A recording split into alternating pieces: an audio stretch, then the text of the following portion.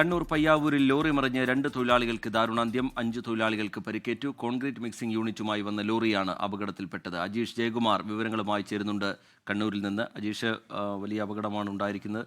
എന്താണ് സംഭവിച്ചത്? അപകട കാരണം എന്താണ്? ലഭ്യമാകുന്ന വിവരങ്ങൾ അജീഷ് ജയകുമാർ. റിജിത്ത്, ഇന്ന് വൈകിട്ടാണ് ഈ സംഭവം. കണ്ണൂരിലെ മലയോര ഗ്രാമമായിട്ടുള്ള പയ്യാവൂരിലെ മുത്താറിക്കുളത്താണ് ഈ അപകടം സംഭവിച്ചിട്ടുള്ളത്. ഈ ജോലി സ്ഥലത്ത് നിന്ന് കരാർ തൊഴിലാളികളുമായി തിരികെ വരികയായിരുന്ന ലോറിയാണ് അപകടത്തിൽപ്പെട്ടത്. ഈ അപകടത്തിൽപ്പെട്ട ലോറി തലകീഴായി മറിയുകയായിരുന്നു. ഈ വാഹനത്തിൽ 8 പേർ ഉള്ളതായിട്ടാണ് മനസ്സിലാക്കാൻ സാധിക്കുന്നത്. 2 പേർ ഈ വാഹനത്തിലുള്ള തൽക്ഷണം മരിച്ചു. 3 പേരെ ഫയർഫോഴ്സ് അടക്കം എത്തി വെട്ടിപ്പൊളിച്ചതിന് ശേഷമാണ് വണ്ടിയുടെ മുൻഭാഗത്ത് നിന്ന് രക്ഷപ്പെടുത്തിയത്. ഇപ്പോൾ 5 പേരെ കണ്ണൂർ AKG ആശുപത്രിയിൽ പ്രവേശിപ്പിച്ചിട്ടുണ്ട്. ഇതിൽ 2 പേരുടെ പരിക്ക് ഗുരുതരമെന്നാണ് മനസ്സിലാക്കാൻ സാധിക്കുന്നത്. എന്തായാലും ഇന്ന് വൈകിട്ടാണ് ഇങ്ങനെ ഒരു ദാരുണമായ സംഭവം ഉണ്ടായിരിക്കുന്നത്.